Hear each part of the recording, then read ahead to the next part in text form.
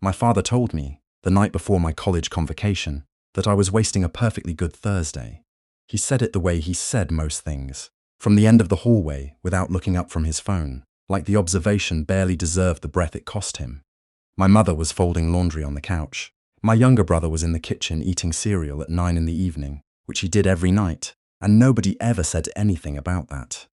Outside, November rain was tapping against the windows of our house in Barrie, the kind of steady grey rain that makes Ontario feel like it's running out of reasons to try. I had my convocation gown laid across the back of my desk chair. It was still in the plastic sleeve from the rental place. I'd driven 40 minutes to pick it up that afternoon, paid the deposit myself from money I was setting aside since September. My father glanced at it when he passed my doorway. He didn't stop walking. "You know what they call a business degree from a mid-tier school?" he said from down the hall. I didn't answer. "A participation ribbon with a frame." He laughed at his own joke. A door closed. The television in the master bedroom turned on. I sat on the edge of my bed for a long time after that, staring at the plastic-wrapped gown like it had done something wrong. The next morning, I drove myself to the arena where the ceremony was being held. I'd told them not to bother coming. Not out of pride. I just didn't want to sit there afterward explaining the empty seats to the people around me. My roommate from second year came instead, stood in the back with his girlfriend, took a few photos on his phone that he texted me later, blurry ones, mostly, of the back of my head. But he came. He drove in from Guelph on a Wednesday morning because I mentioned it once, weeks before, and he remembered. Nobody from my family did. I walked across that stage in front of 300 strangers and shook the dean's hand and smiled for a photo that would sit in a filing cabinet at the university's communications department, probably forever. Afterward, standing outside the arena on a sidewalk wet with that same November rain, I checked my phone. My brother had texted me a meme. My mother had sent a string of heart emojis with a photo of a congratulations balloon she'd apparently bought and placed on the kitchen counter, photographed, and that was the extent of it. My father had sent nothing. I drove home alone. I stopped at a Tim Hortons on the way and sat in the parking lot drinking a medium coffee, still in my gown, watching trucks pull in and out of the lot off Highway 400. I wasn't crying. I wasn't even particularly angry. I was something else, something quieter and more permanent, like a door closing behind you in a house you realize you've already left. I grew up the kind of kid my father had no framework for. He was a tradesman, good at it, proud of it, built his whole identity around the logic of physical work. You made something with your hands. You could see it, touch it, show someone. That made sense to him. My uncle ran a landscaping company. My brother could fix anything with an engine before he turned 17. They spoke the same language at the dinner table. Those three, and I sat at the edge of it like someone trying to follow a conversation in a language they'd studied briefly in high school. My father's name for what I did on the computer was the screen stuff. Not dismissive exactly, more like genuinely baffled, the way someone might describe a magic trick they've seen performed, but can't imagine how it works. The difference was that magicians eventually show you. I never did. I kept quiet about what I was building, because every time I tried to explain it, his eyes drifted toward the television. The summer after first year, I'd started freelancing. Small projects at first, building websites for local businesses, automating spreadsheets for a property management company in Sudbury, fixing database errors for a startup that had no idea what they were doing and needed someone who did. I charged less than I should have. I learned fast. By third year, I was billing clients in 3 provinces and had quietly incorporated a numbered company through a lawyer I found online. I paid my own tuition. I paid my own rent. When my parents thought I was working a part-time shift at a sporting goods store on weekends, I was at my desk in a basement apartment closing contracts. I didn't tell them, not because I was ashamed, because I had learned, early and completely, that my father only asked questions about things he already understood. And this, what I was building, existed entirely outside the map he carried of the world. My brother was the one who got celebrated. He dropped out of a 2-year welding program after 7 months and started working for my uncle's company. And my father talked about it like he'd completed his doctorate. Solid work, good money, knows what he's doing with his hands, that one. He'd say it at the dinner table, glancing at me, making sure I understood the comparison he wasn't quite saying out loud. My brother drove a truck my father co-signed for before he'd finished his first full year of working. My father took him to a hockey game in Toronto for his 21st birthday, just the two of them, and came back talking about it for weeks. When my 21st birthday came around, my father handed me a card with a $20 bill folded inside it and said something about how he'd been meaning to take me somewhere. But things had been busy. I put the 20 in my desk drawer. I still don't know why I kept it. The insults in our house were never quite sharp enough to defend yourself against. They arrived sideways, wrapped in humor or casual observation, soft enough that if you reacted, you seemed thin-skinned.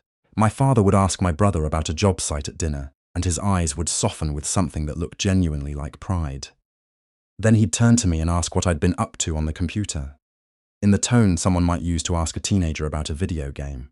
My aunt, my father's sister, who came for Sunday dinner every few weeks, once asked what I studied, and before I could finish answering, he said, "Business stuff, you know, the kind of degree they hand out when you're not sure what else to do." Everyone laughed. I laughed too. That part bothered him, I think, though he'd never have admitted it. The thing about being invisible in your own family is that it teaches you to watch. I paid attention the way people do when they know they'll never be asked for their opinion anyway, quietly, thoroughly, without expectation. I noticed the second mortgage my parents had taken out in 2019, that nobody discussed directly. But that explained the new tension around the kitchen table whenever mail arrived. I noticed my father's work truck payments were 3 months behind, because I'd accidentally seen a notice on the counter when I was looking for a pen. I noticed my brother borrowed money from my mother regularly, small amounts, 50 here, 100 there, that she'd give him quickly and quietly, like she was trying not to be seen doing it. I said nothing. I kept my numbered company registered in my name. I kept my savings in an account at a credit union my father had never heard of. I kept building, quietly, the way you do when you've understood for years that nobody is coming to help you, and that understanding has stopped feeling like a wound. 4 years after Convocation, I was living in a condo in Kitchener-Waterloo that I owned outright. My company, actual name now, not just a numbered shell, specialized in enterprise software consulting for mid-sized logistics firms across Ontario and BC. I had 3 contractors working under me.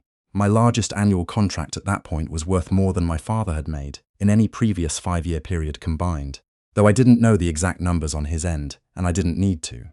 My mother called me on a Tuesday in March. She didn't open with hello. She opened with a breath, the kind people take when they've been rehearsing something and aren't sure they want to say it anymore. "The business is in trouble," she said. "Your father's business. He didn't want me to call you." My father had started a small renovation contracting company 3 years earlier, fueled partly by genuine skill and partly by the kind of pride that makes a person overextend before they've built the infrastructure to hold it. He'd taken on commercial jobs too large for his crew, ordered materials on credit he hadn't accounted for properly, and hired 2 guys he had to let go after 6 weeks when a payment from a client fell through.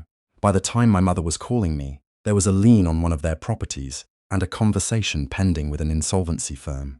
She told me all of this in about 4 minutes, her voice careful and flat, the way someone reads from a prepared statement. Then she said, "I'm not asking you to do anything. I just thought you should know." I sat in my home office for a while after I hung up. I looked out the window at the Waterloo skyline, such as it is, modest, low, grey in March. I had a proposal open on my second monitor that I needed to finish by Thursday. I had a call with a client in Vancouver at 3 in the afternoon. I had about 11 things going on, and none of them involved the house in Sparry where I grew up. But I thought about my mother, her voice on the phone, the 4 minutes of flat, careful words she'd spent weeks probably working up to saying. I started paying off a portion of her personal credit accounts quietly, through a third-party payment service, the kind that processes anonymously enough that it looks like a bank transfer. Nothing dramatic.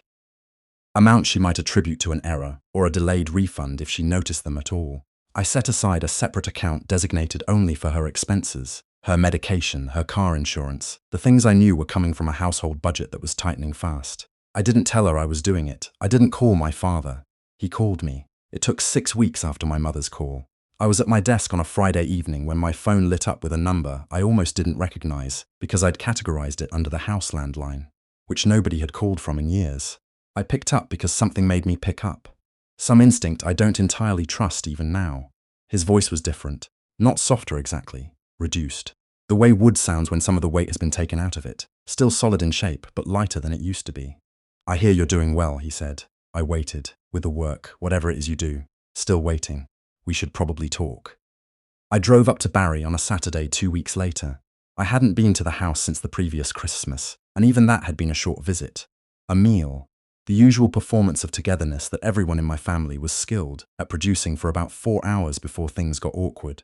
The driveway looked the same. The house looked the same. But my father's truck, the one he'd had since I was in university, the one he washed every Saturday morning without fail, it was dusty in a way that told me it hadn't moved much lately. My mother met me at the door. She looked tired in the way people look when they've been managing something large and invisible for a long time, and the managing has gotten into their bones. We sat at the kitchen table, same chairs. My brother was not there. He'd apparently heard I was coming and found somewhere else to be, which told me everything I needed to know about what he thought was about to happen. My father sat across from me and didn't look at me directly for the first 3 minutes of conversation.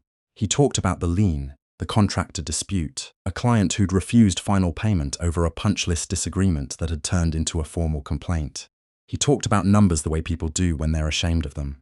Not precisely, but approximately, rounding down instinctively. When he was finished, the kitchen was very quiet. Then he looked at me. "I didn't know it had gotten this far," he said. "I waited for the next part, the apology, the acknowledgement, some word that touched what we both knew was underneath all of this. It didn't come. Not directly. But there was something in the way he was sitting, shoulders slightly in, hands flat on the table, that I had never seen in him before. He was waiting for me to tell him whether I was going to help. I took a long moment before I spoke. Not for effect, because I genuinely needed it. "I'll help," I said, "but there are conditions, and they're not negotiable." He nodded. Just once. The conditions were specific, and I put them in writing through my attorney the following week. The lien had to be resolved through the sale of a secondary property they'd been holding on to for reasons that were mostly sentimental. The renovation company had to be restructured with a bookkeeper, an actual professional, not a cousin with a spreadsheet, managing all accounts going forward. No new lines of credit without my review. And my mother's personal finances were to be separated from the business going forward, completely and formally. He agreed to all of it. What I hadn't expected was my brother. He called me that same weekend after the Saturday meeting, from a number I didn't have saved. He opened with a question about whether I was really going to make them sell the property, and when I said yes, he went quiet in a way that sounded like he was recalibrating. "You know, Dad never meant anything by it," he said eventually. "The stuff he said, he's just like that." "I know," I said. "So you're not going to hold it against him forever?" "No," I said. "I'm not holding anything against him. I'm setting terms." He didn't seem to understand the difference. I didn't try to explain it. Word moved through the extended family in that way it always does. Not announced, but somehow known. My aunt called to ask how I was doing, which she had not done in approximately 4 years. A cousin I'd seen maybe twice in my adult life sent me a message on social media. A family friend of my parents who used to come to the house for poker nights left a comment on a photo my mother posted that was clearly meant for me to see. I noted all of it. I didn't respond to most of it. What surprised me more was my father, the weeks after. He started asking me questions. Not big ones, not soul-searching conversations, not cinematic moments of reconciliation. Small ones, he asked. Once, how I'd learned to write contracts. He asked what a retainer agreement was. He asked, standing in the kitchen after one of the visits that had become more regular by spring, whether I thought my brother might be suited for some kind of certification program, something that might expand what he could do. That last one I had to sit with for a minute. "He'd have to want it," I said. "I can't want it for him." My father nodded slowly, the way someone does when they've understood something a little late. I still think about Convocation sometimes. Not often, and not the way I used to. I used to think about the empty seats and feel the specific cold of auditorium lighting that's not pointed at anyone who loves you. I thought I'd feel something enormous the day the balance shifted. The day my father's voice went smaller, and mine became the one that set terms. I had imagined it as loud, as weighty, as some kind of settlement. It wasn't any of those things. It was just a kitchen table in Barry on a Saturday in March, a tired woman nearby making tea she didn't quite have the energy to finish, and a man sitting across from me with his hands flat and his truck dusty in the driveway. The revenge I had imagined at 22 was a kind of theatre. What actually happened was more like accounting. Things balanced, slowly, without drama, without anything you could put in a frame. My mother came to visit me in Kitchener in the summer. First time she'd been to my place. She sat at the window of my condo and looked out at the city for a while without saying much. And then she said, "I should have come to the ceremony." Just that. No qualifier, no excuse appended to the end of it. She just said it and looked out the window. I told her it was okay. It wasn't entirely true, and we both knew it. But some truths you say anyway, because the person has finally earned the kindness of hearing them. My brother and I talk occasionally now. It's cautious, the way conversations are when people are relearning how to be in a room together without the old roles telling them where to stand. He's taking a project management course in the evenings. He mentioned it quietly, like he didn't want to make a thing of it. I didn't make a thing of it. I just said that was good, and I meant it. My father, he never gave me a formal apology. I'm not sure he has the language for it or the willingness to fully close that distance. But he asked for my opinion on a contract dispute last fall. He sent me the paperwork by email, an actual email, typed, not a forwarded mess, and waited for my response. And when I gave it, he followed it. That's the closest thing I've gotten. And stranger than I expected, it was enough. Not because he earned it, because I stopped measuring my life by what he owed me and started measuring it by what I'd built on my own, in all those years when being overlooked was the only privacy I had. I work from a quiet office now, mornings mostly before the building fills up. There's a photo on my desk, one of the blurry ones my old roommate took, the back of my head crossing the convocation stage, the gown slightly too big across the shoulders. I kept it not as a wound and not as a trophy, just as a reminder of who was there, who wasn't, and why neither of those things turned out to matter, as much as the person who decided to walk across that stage anyway.